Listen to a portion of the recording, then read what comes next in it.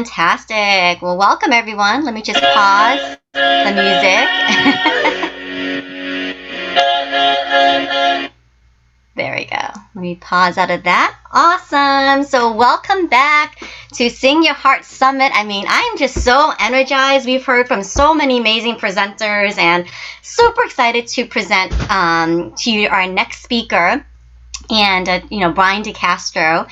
And Brian and I've only just met recently through another networking event, business networking called Green Connections Group. And I was just gravitated, towards his energy. Sometimes you go to these things and, there's always that one person that you really connect with. So that was Brian for me. And I was so curious to hear about what he's doing. And he's a fitness and lifestyle coach. And, he has a Reiki practice as well.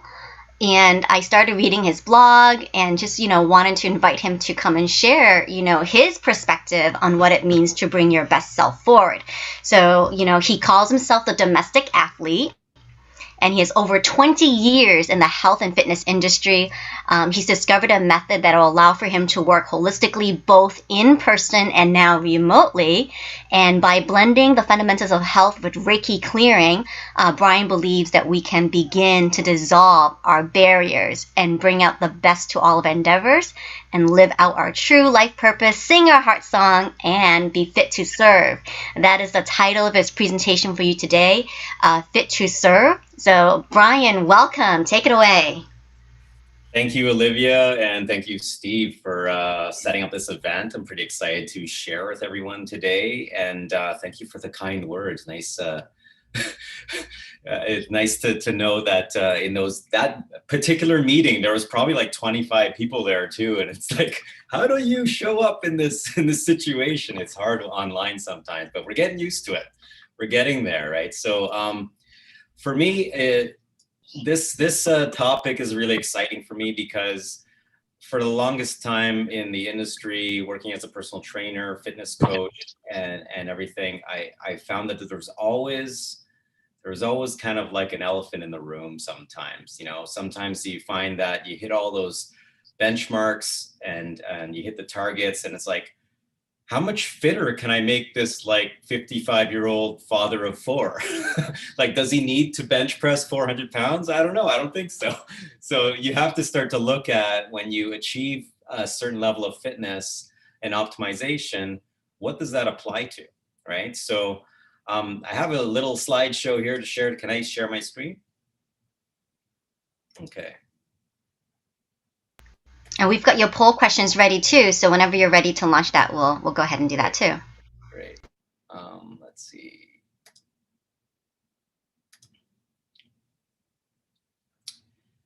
So, okay, let me just get rid of that. All right, so just jumping forward here.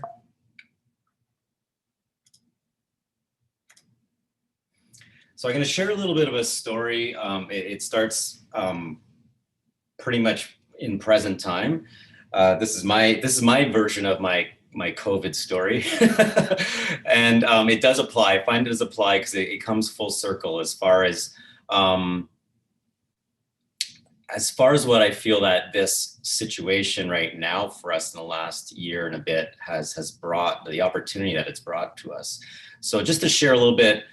Prior to the pandemic, several months before, maybe in a year before, I was really looking at bringing my business to the next level, bringing what I offer to the next level. Wasn't too sure what that was. I know at some point I want to move from being a solo entrepreneur to having a team and growing and all these different things. I was getting a little bit frustrated with my situation. I knew online was going to eventually play a part in it as well, but there was a lot of like, I don't even know what this looks like sort of thing.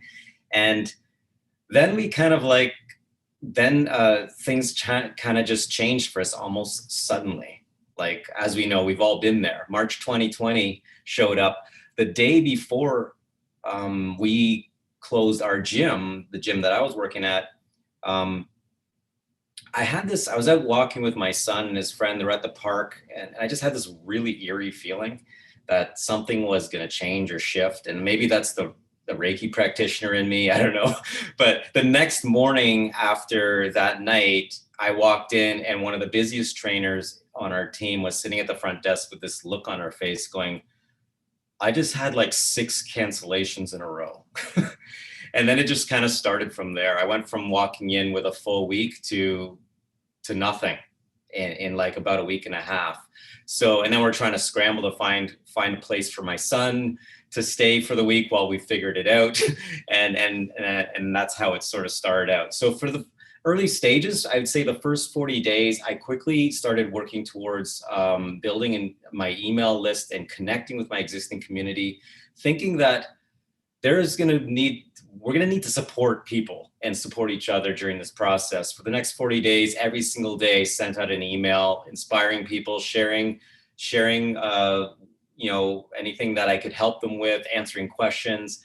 And just this went on to build some real momentum, the early stages of me kind of just reacting to the situation, trying to do the best I could. Then in the mid stages, April, early May, the weather started changing, and it was, I was kind of like, okay, like now what? What do I do next? I still have like half my clientele back. I got some people online, things were getting going, but I was starting to get a little bit concerned. Like, what am I going to do next? Right. And as the months went on, I hit about June, July, where I was kind of in a sort of a standstill, sitting in my garage, watching with this became my new routine, like sitting in the garage with the dog, watching the sunrise, because I didn't have a gym to go to, just preparing my day like this, but also at the same time, just really contemplating. And I did build some routines at that point that were actually good for my mental health, but something just sparked me. And I said, you need to get up and get moving.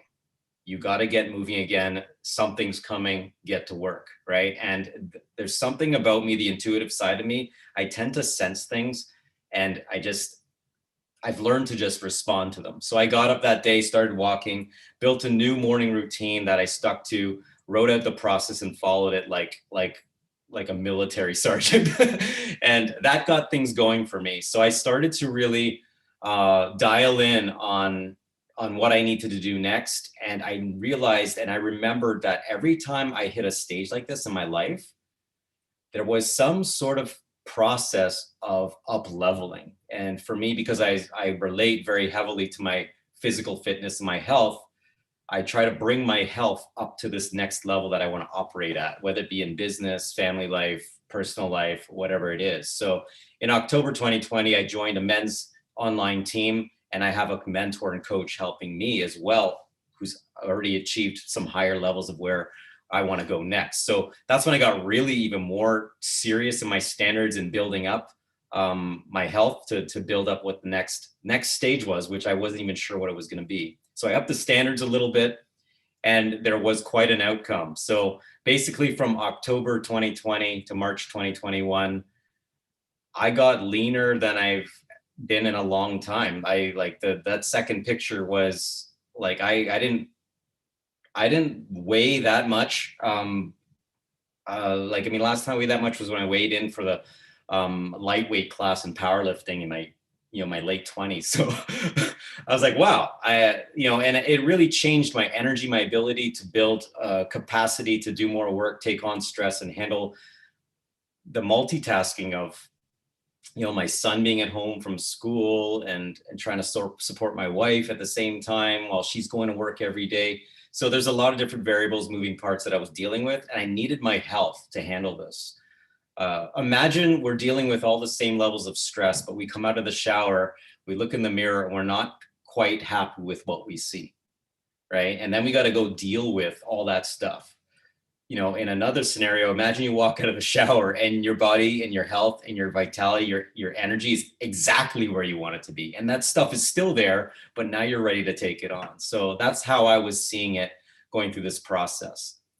So today, just to show you, I'm still at it. I'm still taking care of myself. It wasn't just a one moment thing. I'm constantly working on myself, constantly building on it, and I'm holding myself accountable to the people in my network and team. So a powerful lesson from this process was health optimization allows us the capacity to bring our best work forward. And that's what kind of spins me into this context for today. So what is our best work? Feel free to throw some stuff up in the chat as far as like what you would define as your best work. I don't have the chat thing here, but let me know if anything pops up. For me, sustainability, mental clarity, consistency, creativity. There's a lot of different things that come up for me that represent my best work. Being present is also an important thing. I'm a very heady person, so when I'm distracted, my mental health is a little bit overloaded. My health is not quite there, not on par. I find I can't, I'll be like at a social event and I'm really not there. So it's both in a professional world, but also in our everyday living. Is there anything, Olivia or Steve, is there any words popping up there? Yeah, we have some responses here in the chat, so I'll read them out loud. Yeah. The impact you have on others, Yeah. Living life clean and sober to express, personal creativity, helping free stories that make the world a better, brighter place, and then just following through with my soul's intention, right? I think we all have a soul contract that we need to be reminded of and refine. Yeah, 100%. I love that. One of the questions I was asking people in the early stages of lockdown was, if this was a zombie apocalypse type situation, like which character would you play in that movie or in that situation? What would you step into? Because all bets are off as far as what we're doing before, and now we're in this. We want to survive and thrive as a humanity. What would you bring? What would be your best work to bring to that equation? So that's kind of where I'm going with this, but I'm very deeply rooted in how your health plays a part in this process. Okay, so a quick polling question as far as being fit to serve. How I would define this is your health and your body and everything you're working on as far as your health, fitness, lifestyle, is it helping you step into what you need to do every day? Is it helping you bring your best work forward? So just answer out of 5, where do you feel that you're at? And it's okay to be wherever you're at is wherever you're at. It's not a comparison thing. It's a good way to check in to see, is my health, hitting where I need to be to perform the way I want to perform.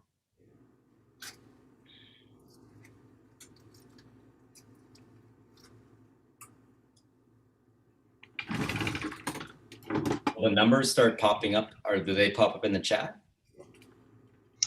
Yes, so the poll is going on. Okay. And we're going to give everyone a few seconds here, and then you'll see the results, yeah.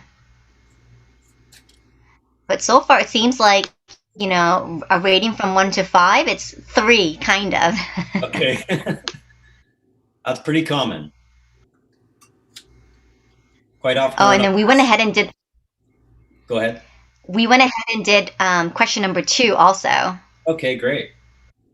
So what's coming up there? So which of these 4 areas needs the most attention? And it looks like there's a tie. Well, fulfillment came up first, and there's a tie between exercise and diet. Okay, fulfillment came up first. Yeah, there's 50% responses for that. Okay, that's great. As needing attention. Okay. So. Fit to serve, actually, so people are responding, they are fit to serve, 5, yes. Yeah. And then kinda at that average level, 25%. Okay, it's good. Let me just, I can't see, let me hold on. Okay, there's the second question. So fulfillment, you say, has been popping up the most? Yes. Okay, I'll explain that a little bit more. As far as fulfillment, in my lifestyle optimization questionnaire, oh, there it is right there.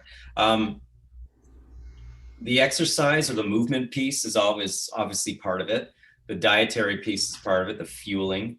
The lifestyle is where how everything kind of like converges and integrates and stays in balance. Stress levels play a part in that too. But even if you had all those things checked off and your health is doing well, sometimes there's just that thing that's missing. And that's the fulfillment piece. That's the piece that's related to your grander vision, your purpose, what you're dreaming of aligning yourself with. So sometimes we have to sort of sit down for a little bit and go, okay, where is all this going? It comes back to the 55-year-old father of four that doesn't need to bench press 400 pounds, right? It's like, where do we go next? When you're fit enough, which is possible, when you're fit enough, then what, right? So that's an interesting piece that comes up here, because quite often what I do get is the exercise piece or the diet piece, which is very common, which is often a gateway to the other areas, but it's not always in a chronological or in a specific order. Okay, so if you haven't yet, I would invite you to take the lifestyle optimization questionnaire. It's on my website. It will provide you 5 basic questions on these 4 areas, and we generate a score, and I'll fire back your scores and some recommendations, and it begins the conversation of, where do I start? This is a common thing that I'm dealing with people who are coming to me for help. Is, for one, they have to take that massive courageous step to even reach out to me or start the conversation. But it's like, what do I do? There's like a million, what program do I do? What diet do I follow? Right? And I say, I usually start with what's possible in the next 48 hours. And then we start hashing it out. And these 4 areas help us narrow down to what the main thing might be to create the most momentum forward. So here's something I'm excited to share, because when I started my business in 2016, I was like, I need to have like some 5 like core concepts or guiding principles to get people started in the world of what it's like to be a domestic athlete. And when I say domestic athlete, what I mean is regular folks, probably like you and I, approaching life like a sport, right? Approaching it like it's game time and raising up to that level to perform at your best. So I've developed, this is one of the very first things I shared when I launched my business, was my 5 guiding principles. And again, coming full circle after going through this whole process in the last couple of years, I've realized it's back to the basics and bringing these forward, but at a much more evolved level after doing almost 7 years of work with my clients in this business. So first, guiding principles, just show up.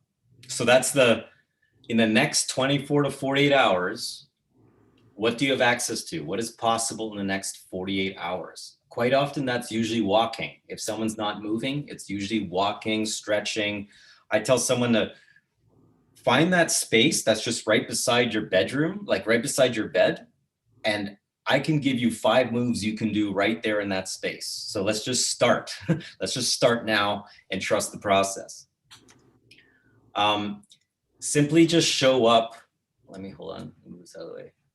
Show up and see what happens. Like once we start moving, like that time when I got up from my chair and started moving again, I also stuck in some ear pods and started listening to a podcast. So I was moving and learning at the same time. It was really just stirring up my fire again, getting me going.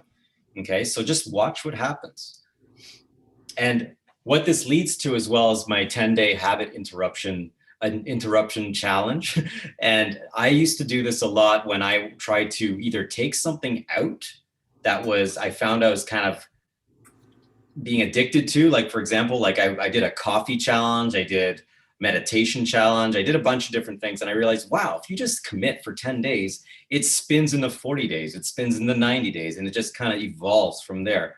You just have to be ready to commit to something.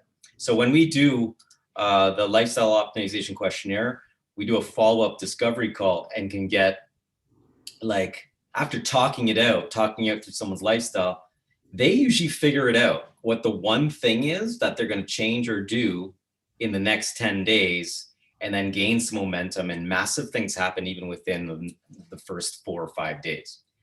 So that's the first thing, show up.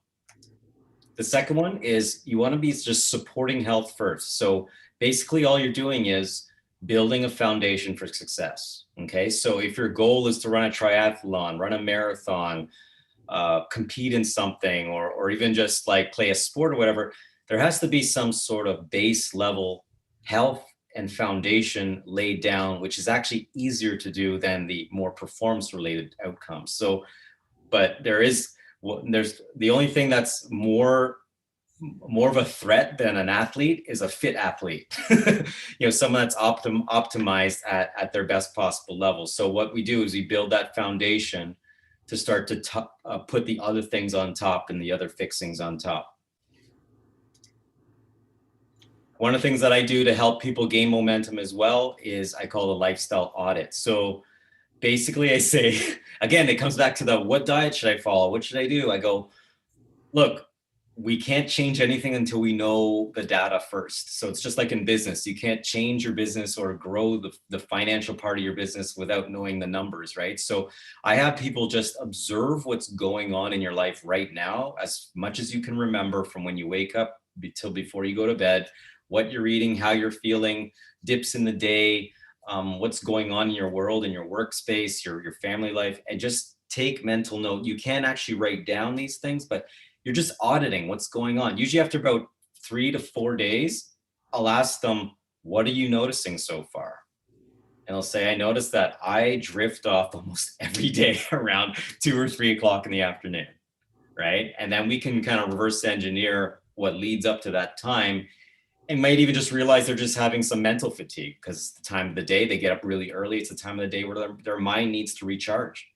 So there's a lot of different things that come up. It's pretty interesting, and all the data is there. It's already there in your existing lifestyle.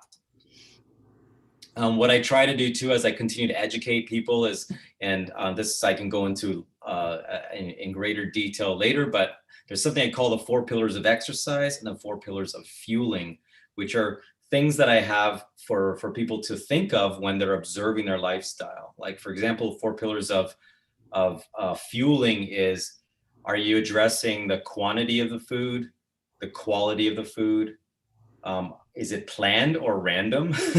And the 4th thing is, what is the purpose? So why are you eating certain foods? Like, where is it leading to? So quality, quantity, planning, and purpose. So I tell them, pick one. Which one are you falling short on? Let's start there. It spins off into the other ones. Everything kind of just organically just starts to unfold, right? This is how I've learned how to work with someone holistically without compartmentalizing every single thing, okay? The next one is be consistent. So keep showing up. So after the 10-day discipline, we start rolling into the 40-day, where we start actually having some pretty significant wins if we're committing to it. You find, well, the honeymoon stage will flatten out a little bit, and then you'll start to realize that, okay, this takes a little bit of work, it takes a little bit of discipline, but just keep showing up. Trust me, it continues to get better, okay? Have an accountability measure of some kind. So accountability to others, even if it's just one other person. Have one person and an app. That'll make a massive difference in your accountability, right? But what I do is I build an accountability community. I have a men's team that I work with. I have a business mastermind that I work with. There's a lot of people around me that we work together to keep each other accountable to the things that we don't like doing that will probably move us forward. So that is huge. That's a huge part of this. And tracking, systems of tracking what's going on. So we're not just tracking like the outcomes of our day, but we're tracking, what are we doing? Is what we are doing and what we're thinking and how we're behaving, is it actually leading towards the outcome, right? That's almost more important than the outcome itself, is what are we doing that's leading up to it? So tracking systems of some kind, some of them on a daily basis, are really good for keeping things on point and being on the right path. So the 4th one is one of my favorites, being uncomfortable. So at some point when we go from the 40-day to like 40 to 60 days and moving into the 90 days, we're going to hit the barrier. There's going to be the first layer of resistance. Where your morning routine, where you get up, you normally get up early and do your walk, you're going to wake up one morning, you're not going to want to do it. Or what happens too, in complete stealth mode, this other part of you, I call it the 1.0 version of you that exists before this new venture starts going, wait a minute, she's up to something. She's changed some things here. Let's let's mess with it a little bit, right? We start to sometimes make excuses or justify taking a day off or whatever it is, which is totally legit. It's just sometimes that we might notice that there'll be some resistance around the change that's happening, because there is an identity shift that happens when we start to really make some changes that are producing some amazing results. There's a part of our brain that's wired for survival. And if we start changing, that change is like scary, right? And then little things start to come into play that will stop us from doing the things that are actually working. I've experienced this in other areas of my life that I'm learning right now. Like in business, I have a business coach helping with this, and I have practices that I have to do to grow my business. And when things go good, I stop doing the things that got me there. When you want to keep going, right? So the same thing happens with your health and fitness and meeting some of these targets. Set up milestones. So after someone trains for a little while, we like to set up benchmarks or milestones. One thing I call is a milestone workout, where it's like, okay, I'm gonna go to the park. I'm gonna set up this outrageous program for myself, and I'm just gonna try to survive it. But if I have the right level of fitness, it's a great opportunity to kind of learn a bit about yourself and build some courage and build some fire behind your intentions, and then I find also to celebrate and measure things that you've managed to achieve in the time that you've been working.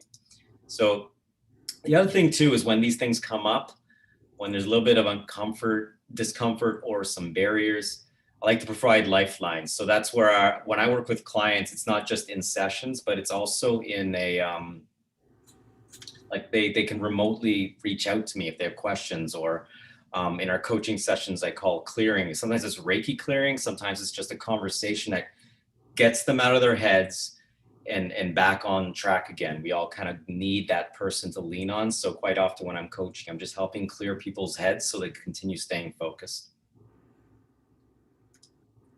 And finally, having a sense of purpose. So this comes back to the fulfillment side that everyone was talking about in the beginning.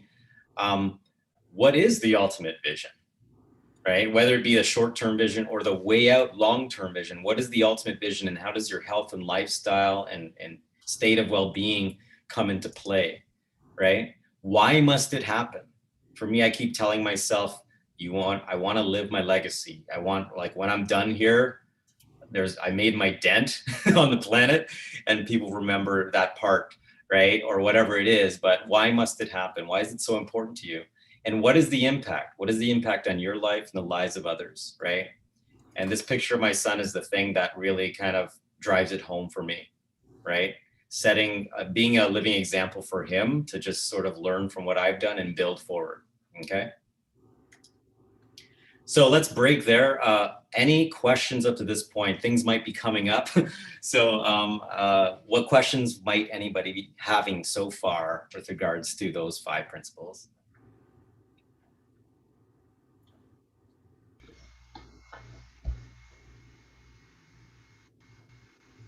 I think just how to incorporate into a routine, Yeah. like a morning routine, evening routine, afternoon Yeah. routine. Yeah. So I was literally in a conversation with somebody last night about this. It was actually a client I've had for a while, but he keeps talking about like how he's having a sleep issue, right? And I said, well, let's unpack that a little bit. What's actually happening, right? And then we kind of like looked at what time he was ending up going to bed. And I said, well, ideally, what time do you need to go to bed? And he gave me a time. And okay, so say we agree that in the next 10 days, you get to bed at this time. Work it backwards. What needs to happen for that to be possible every single day, right?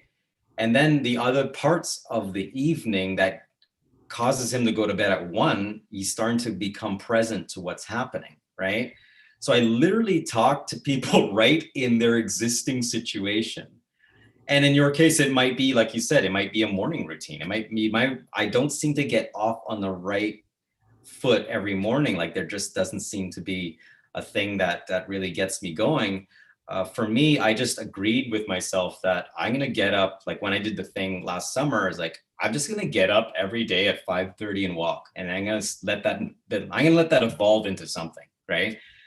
with COVID and everything, I was kind of just waking up with anxiety at 5:30 anyway. So I might as well just get up and start walking, because that actually cleared the feeling I was getting in my gut, right? The anxious feeling I was getting. So it's doing some positive work anyways. And actually, to be honest, after a half an hour, I was totally fine. So doing a little bit of a quick little lifestyle audit of even just a single day will allow you to target, is it in the morning that's happening? Is it in the evening? Whatever it is. It's usually at the front or the back end of the day. And you find your first thing. And then you start there, and then it just spins and expands into the rest of your life. Does that make sense? It does. It's just, honoring your body and yourself. You don't have to do what everybody else is doing. Everybody says have a morning routine, but if that's not your prime time, Yeah. then you don't have to be, push into that. Yeah, for sure. And I like to work with where people are at, right? And not force them into something that is probably not going to be sustainable, right? There's another question here in the chat about what are the 4 pillars of exercise. You had gone through the examples of 4 pillars of like the fueling and nutrition. Yeah. And, so what are the 4 pillars of exercise? What are some exercises or practices we can do in the middle of a long work day? Yeah, so 4 pillars of exercise is basically lifting, locomotion, labor, and longevity. So lifting is moving, carrying, or throwing heavy objects. Locomotion is your endurance training, like you're walking, running, cycling, swimming, that sort of stuff, endurance related. Labor is more your anaerobic, your middle distance activity, which is the most uncomfortable place to be sometimes, where like it's similar to like a 400-meter run, where it's like it's got that awful feeling to it. But often when I think of I use the word labor because I think of like when we're gardening or we're encountering activities that are kind of these random activities that require fitness, they require strength, they require endurance, kind of everything all at once. So labor is another one. And then longevity is anything that supports the recovery and the restoration of your training. So your mobility work, your rest days, contrast baths, whatever it is, that helps support recovery. So those are the 4 pillars. And you would bias your training to whatever the outcome is that you want. So if you want more strength, you might plug in more of the lifting piece to get more of that outcome. If you want more endurance, you might do more endurance than the other ones to provide the outcome you're looking for. There's another question here. Someone has their hand up. Don't have all the names on the thing. It's a Jackie Bailey. All right. Hello. Hey, I'm just wondering, I'm somewhere over 50.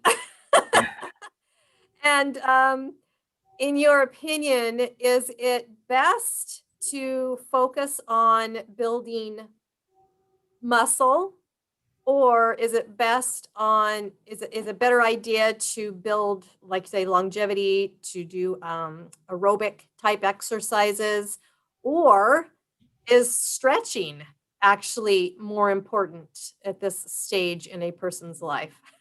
Speaking for a friend.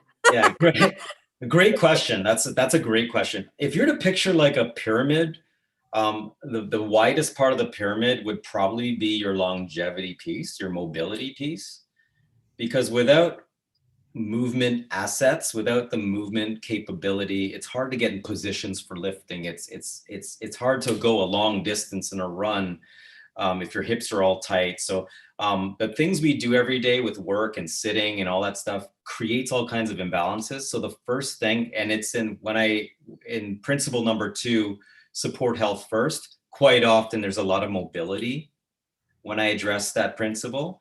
So mobility would be first. The endurance piece is the most accessible. So someone walking every day or walking every other day is a very accessible one. It's just generally really good for your body, really good for your mental health. It's been significant for people's mental health during COVID. So that's basically a call, like it's a very good foundation as well. With regards to the aging process and as we get older, the one thing that tends to decline significantly as we get older is work capacity, so the labor work, and the lifting or the strength work tends to hit a dip. But both of those things are trainable. So I usually have people assess, are you as strong as you need to be, right? And if you feel like you need a little more strength, if you're noticing that when you're gardening or something, or picking up odd objects, like, is your grip strength, optimal for that? Or do you feel like you're getting your butt kicked every time you pick up a bag of soil or something, right? That's common, a common thing that people would encounter is in their everyday life. So the most significant one that drops, just to repeat, is the work capacity and the strength, but they're also trainable, right? So if that, and then you would just, and it will change over time. Like, say if we were working on something that involved getting your strength back, and your strength hits a certain point, you might even say, you know what, I'm okay to shift to some other things, or you might throw in some skill work or something. Because all those pillars basically provide you the assets you need to deploy yourself into some other activity, whether it be like playing tennis or playing with grandkids or whatever, right? It just carries over into your life. Does that help? Yeah, no, that was great. And I will share a little more insight into myself. I was diagnosed with fibromyalgia when I was in my 20s. So I've had it for most of my life. Yeah. And I learned early on that the only way to really keep my muscles toned so that they didn't hurt all the time was to exercise. Yeah.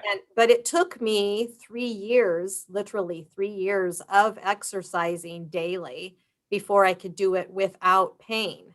Yeah. And so there is a benefit in the end, but it takes a while. It can take a while. And I'm certain that the older you start, the longer it might take. But as you say, one of your core principles there is being consistent. And so I want to give a shout out for that you can't try exercising for a week and then you don't see the benefits. You go, well, this isn't working for me, because I am someone who knows it takes years. It actually takes years to see benefits. Yeah, I totally hear you there. I totally hear you. And just to be completely transparent with all of you, like, when I get really stressed out, I tend to get, and I have a powerlifting background. I used to compete in strength training for 10 years, and which, I really loved moving heavy weights. But when I get really stressed out, nowadays I found that when I'm lifting weights, it causes anxiety sometimes. So then I put it down and I leave it for too long, and I can't get back to it, right? So I had a friend hold me accountable to a 10-day process, that inside of those 10 days, or it was a month, inside of the month, I was gonna send him a text that I was gonna train for strength 3 times a week, even if it was 20 minutes. The first 2 weeks were awful. It was so awful. It was like I was fighting to get myself to pick something up. And then eventually just something clicked and my body goes, oh, he's doing it again.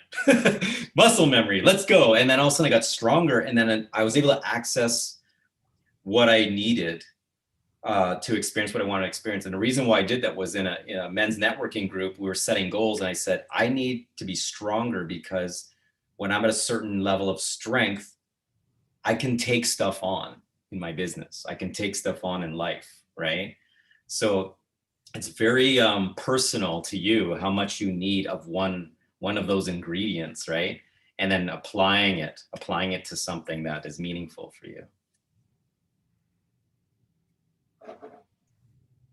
That's really interesting, because when you ask the question, am I as strong as I need to be? I think about all my activities, and, I can pretty easily do most things strength-wise. Yeah. But what you just shared had me thinking that maybe it's bigger than that. It's not just, can I lift the bag of, roofing tiles, or can I, push the car if I need to, or whatever. Yeah. But also the psychological impact of how strong I am. Yeah. That's great you brought that up, because I tell people that I'll prescribe exercise, not just for the things you described, but also for the thing you brought up, which is, for example, endurance training tends to produce a calming effect, and it brings us out of our heads. When I was managing at the Granite Club and working there for almost 16 years, I would observe some of the most successful people in Toronto, doctors, lawyers, business owners, coming in really early in the morning and hitting some sort of endurance, right? And a lot of them are a lot of the people that I've been observing are in these very high, brainy, intellectual type professions. And I found they tend to gravitate a lot towards endurance training. And I was like, what's that about? And when I noticed one time at the cottage, I did a run and swim. And I was sitting there at the side of the lake going, wow, I'm like so content right now. and I realized that that's a completely different sensation than moving a 300-pound deadlift.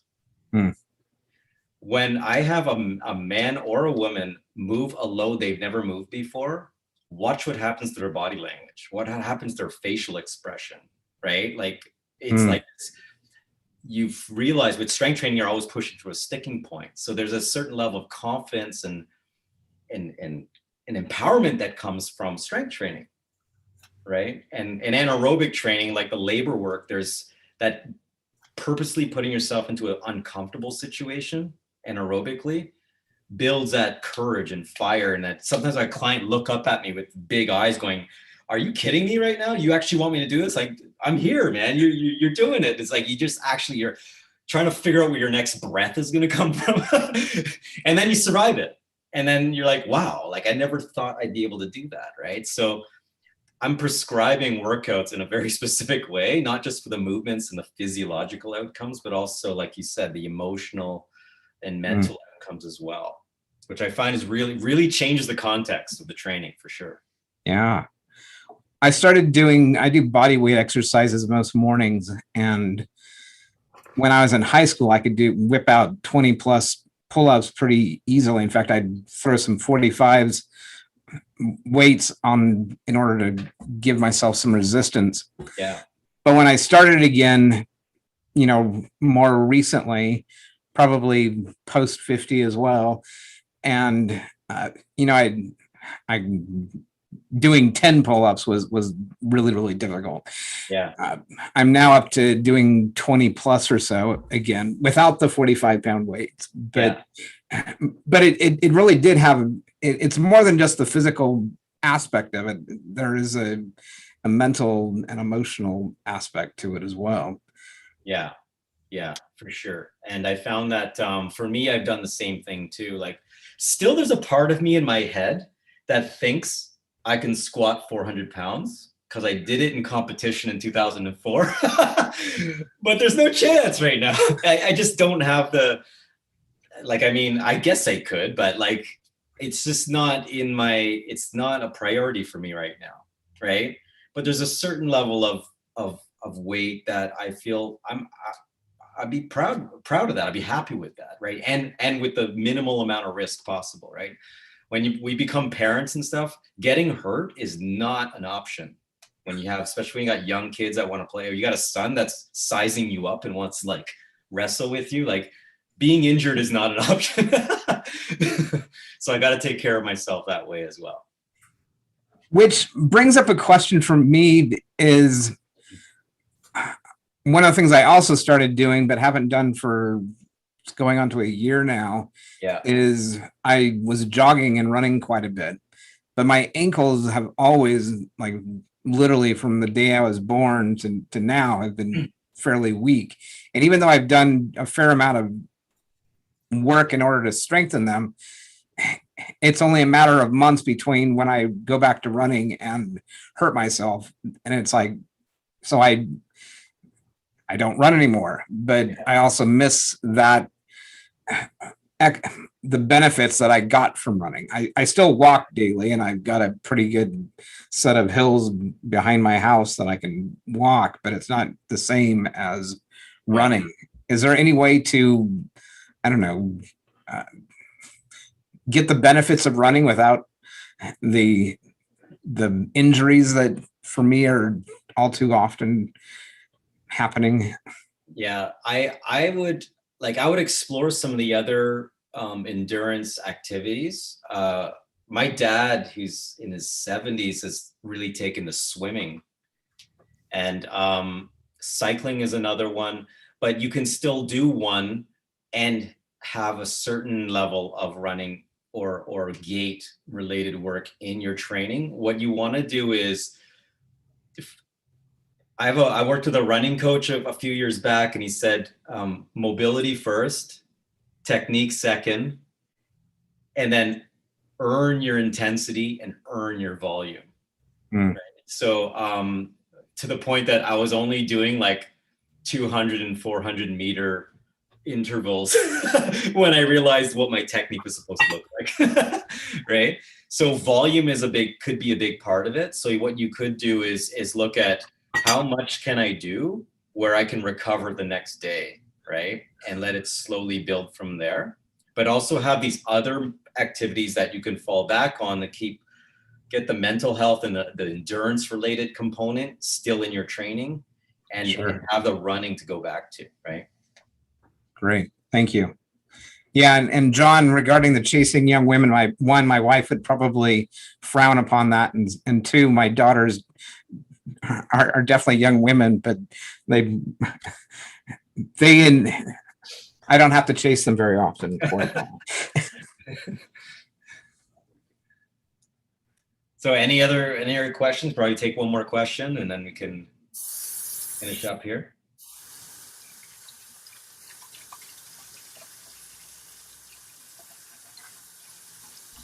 I'm curious, can you touch upon the Reiki? How do you incorporate the Reiki in? Yeah, it's a good question. Back in 2017 was when I decided to take my first level of Reiki. And after I did the first level, I was like, wow, this was kind of cool. When's the second one, right? And I realized that some of my previous training that I've done with the Czech Institute and holistic lifestyle coaching, we did a lot of energy medicine type of work in that training. So Reiki allowed me to provide something else for clients that were walking into the gym burnt out. And I figured out a way to implement it into the gym setting, in the sense that when they come in, we can do a workout, they'll give me assessment of how they feel and stuff. I go, okay, so what we'll do is we'll do a half an hour of some light movement, mobility, get you moving around. Then we'll go to the treatment room and we can do some Reiki work. And I also would do it sometimes in the last 10, 15 minutes as a recovery piece to really down regulate them. And it was such a perfect blend.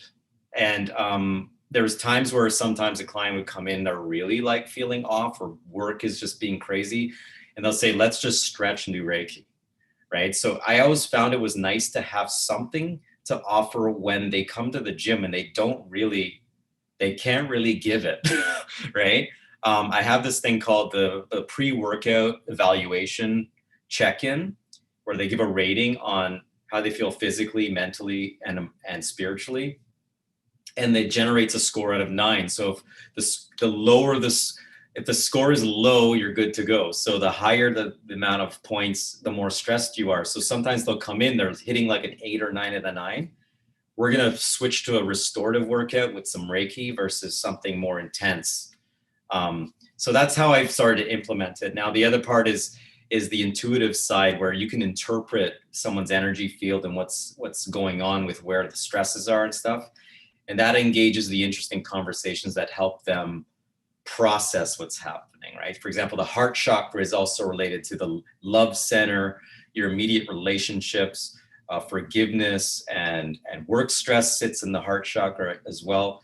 And if they're dealing with like a shoulder issue or something like that, I'll go, how's everything going? Like, how's work? How's your relationships? All that stuff. And then they go, well, actually, and then it starts just coming out, right? So getting them present to what it is that's kind of gotten a hold of them or kind of stressing them out, to help them let it go, release it. And then we can start getting them moving again, right? That's really fascinating to hear. Awesome. Yeah, being able to implement it into that setting was really like a game changer for me, because sometimes I've had people who aren't really into energy work and all that stuff, and I'll just say, you know, I could do some Reiki on you at the end of the session if you want. Oh, what's that? And I say, well, and I explain it a little bit, but I say, look, it's like taking a really amazing power nap, and you're gonna feel awesome when it's done. Like, okay, let's do that. And I've had like men, women, you know, like really like I'd had, you know, like engineers, people that like, you know, people of all kinds of you know, religious backgrounds and stuff get on the table, and they love it, right? So I found it's really opened up some doors as far as being able to connect with people in a completely different way. That's a great reframe, you know, just describing as an excellent power nap. So that's great. And it is like that. Like, I mean, when I used to do the Reiki course and we would treat each other, sometimes what happens is you'll get on the table and like 5 or 6 people are treating you at the same time. It's like a Reiki on steroids. And I'm like, I tend to just like, I pass out almost immediately. And the teacher's saying, wow, you really received the treatment very well. I'm like, I just lie down. I just feel amazing, right? I just feel like I just let go, right? So it does really accelerate that recovery process. And I found that you can teach aspects of it to people too, so they can help themselves down regulate before they go to bed or something, right? Jackie, you have your hand up again. Do you have another question? Oh, that was from before? Okay, excellent. Yeah, we got a comment here, Brian. I mean, kudos to you from Brenda. She loves that Reiki workout combination. You know, you shared a lot of great info, she says, and, you know, great questions. And I want to just remind everyone that Brian does have a special gift for all of you. You can, you know, download his Optimal Lifestyle Discovery session and fill out the questionnaire. So the link is all there for you to, you know, click on that link, fill out the questionnaire, and he'll send you a calendar link. He'll send you the results and score and assessments, and then, you know, a calendar link to schedule your session. I filled out the questionnaire. I mean, there's some really good questions on there. I think I like the one that said, you know, can you still do the things that you used to do as a kid? Yeah. And, you know, getting down on your stomach, you know, referencing mobility, etc. And I got your assessment, and I was surprised by my results, and I was really surprised at how relatable you were with like breaking that down. Yeah. And you know, asking some further questions to get ready for a customized session. So I highly recommend everyone, you know, please grab that free gift from Brian, do the questionnaire, fill out the form, and then schedule your session. Yeah, that's pretty much the 3 action steps to share is like, if all else fails, just do the questionnaire. Yeah, at least have a place to start. If you're curious, we can get on a call. And the other thing I'd like to offer is you know, we can set up a 10-day habit interruption process as a group, and then we can leverage the power of accountability of the group to get through it and have a lot. That's a lot of fun. You hear from me. I can send you a video every day on day 1, day 2, day 3, and it's fun to see what happens to people in just a few days. The momentum that just builds up. Thank you, Wonderful. Brian. Thank you. Thanks for having me today. It's been a lot of fun, and I look forward to hearing from anybody. If anyone has any questions, feel free. Don't hesitate, and let's keep this going. Let's keep the conversation going, and I look forward to the rest of the talks. Awesome. Fantastic. Awesome.